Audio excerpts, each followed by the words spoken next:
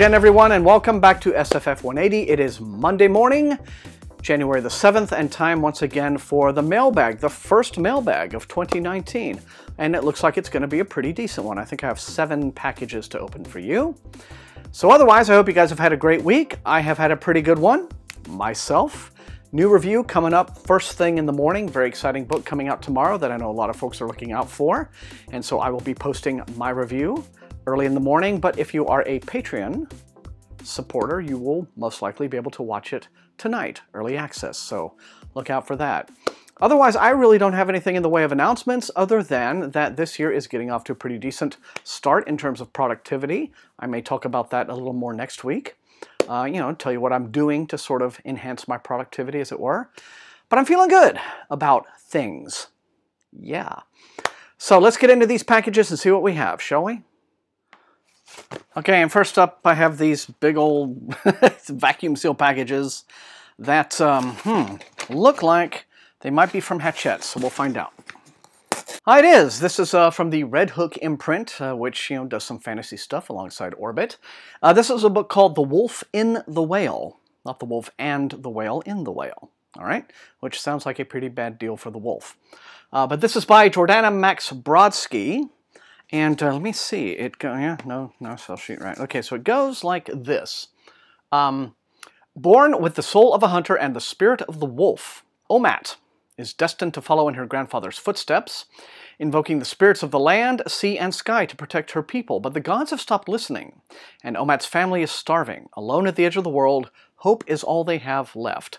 Desperate to save them, Omat journeys across the icy wastes, fighting for survival with every step. When she meets a Viking warrior and his strange new gods, they set in motion a conflict that could shatter her world or save it. Blends Inuit and Norse mythology. Oh, now this is interesting. Okay, so this is a fantasy novel that is based on the very earliest arrivals of the the Norse people, the Vikings, who turned up in the New World, as it were. Many centuries before Columbus and his smallpox carrying crowd turned up. But the wolf in the whale. I don't know that I've, well, no, that's not true. I mean, I'm sure there probably have been other fantasies in which, show the Vikings coming over here, but this is a new one, all right? And I don't really have a date for this because there's no sell sheet, so I'm going to say probably nowish from Red Hook. Well, I'm very happy to see this. This is The Hod King by Josiah Bancroft, and this is the third book in his Books of Babel series. Trilogy, probably. And these started out with Senlin Ascends, and then the second one, which was Arm of the Sphinx. That's it. And these started out as something of a self-publishing sensation about 5 years ago. Got to be very well-regarded, and so Orbit picked up the series, and now I guess we're either finishing it up or continuing it, as the case may be, with The Hod King. And this one is thick. So I've heard absolutely spectacular things about this trilogy, and I have the other two on a TBR mountain in the other room, and so I now have this to add to it. So I'm looking forward to reading these. But anyway, let me know in the comments. I don't, again, have an exact date for this release, but I'm guessing it's this month. And next up, we have this little package from Random Penguin. And this one comes in from Doll Books, and it is a little fantasy called Marked. By S. Andrew Swan, who has a long, healthy career. This one is out January the 15th. Do you see how helpful it is, publicists, when I have these pieces of paper and they tell me dates, and then I can tell the dates to my viewers, and it's just so very helpful. Yeah, please add these, please. Anyway, January the 15th for Marked. And it says, fans of Jim Butcher, Shauna Maguire, and urban fantasy are going to rejoice over Marked, it says. A dark portal fantasy that introduces Detective Dana Rohan, an officer who solves crimes by traveling to alternate pasts and futures. Detective Rohan has an excellent arrest and conviction rate, but even her partner doesn't know the real reason why. Dana was born with a mark of unknown origin that allows her to go back and see any crime as it's being committed. But the life she's carefully built around this secret ability begins to crumble when a ragged old man, bearing the same mark, dies in her arms, not before warning her that, quote, the shadows are coming. Soon, Dana finds herself hunted by shadows coming from out of chaos. She must flee through a host of alternate worlds as she finds out the true meaning of the mark on her skin and why someone wants to kill her for it. Fast-paced, thrilling story full of suspense, mystery, and crime-fighting action. Marked is perfect for fans of thrillers and fantasy alike. Okay, so this is sort of like, giving a bit of a refresh, hopefully, on the whole paranormal detective, police procedural concept. But if you like that sort of thing, this is out from DAW on January the 15th, marked. And next we have a white envelope. Sometimes, not always, but sometimes denotes a Tor title. Okay, and this one is Siege of Stone. This is the Nietzsche Chronicles, Volume 3. And it's by Terry Goodkind. So there you are. And I have double-checked the dust jacket of this, and I guess that's what happens when you disrespect your cover artist on Facebook. You end up losing that guy and getting someone else. So if you don't know anything about that whole little drama, don't worry about it. But anyway, Terry being a bit of a D-bag, not out of character for him. Anyway, Siege of Stone, getting apart from the drama and back to the book, I guess is the third in this series, which is now following on the adventures of the sorceress Nietzsche, one of the characters from the Sword of Truth saga. So he's keeping that going. So if you like this guy and you're interested in this, then this book came out on December the 31st from Tor, okay, in hardcover. Okay, and onward with another random Penguin package.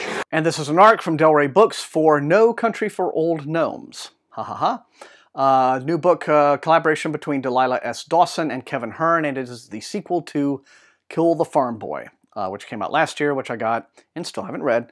But anyway, it's there on the pile, and now here's this. This is a sequel to that. A second installment, it says, in their Tales of Pels series, which, as you might have guessed, is meant to be, a humorous riff on epic fantasy, as it were. This one is all about a war that is coming. Okay.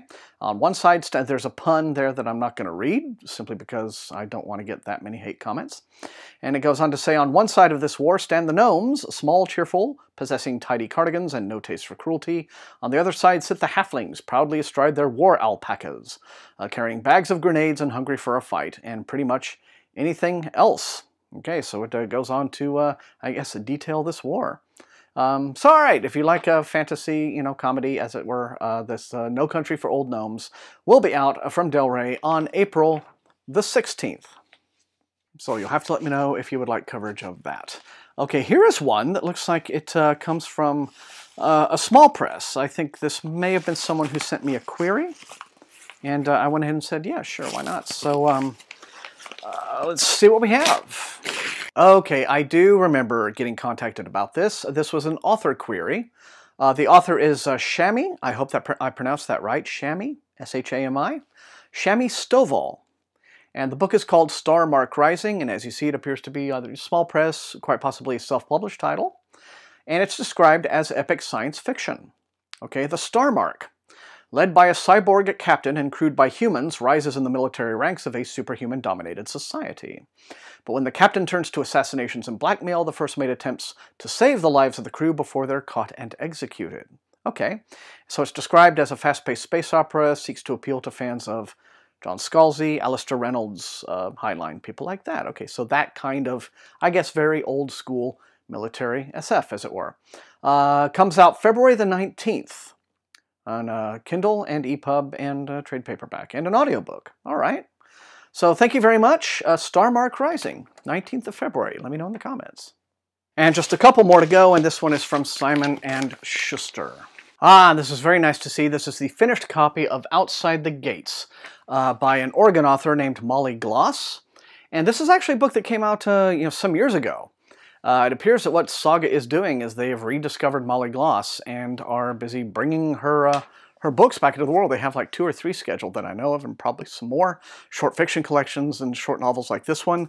Outside the Gates, it says, it came out on the 1st of January, and it goes like this. Vren has always been told that the world beyond the gates of his village is one filled with monsters, giants, and other terrifying creatures.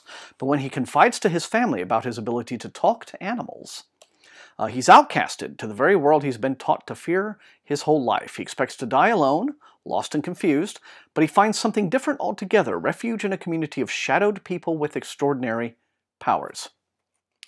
And then it says, more than 30 years later, Molly Gloss's dystopian fantasy novel, just as timely, poignant, and stirring as ever, in a brand new edition. It's very, very nice. So, available now, outside the gates from Saga Press.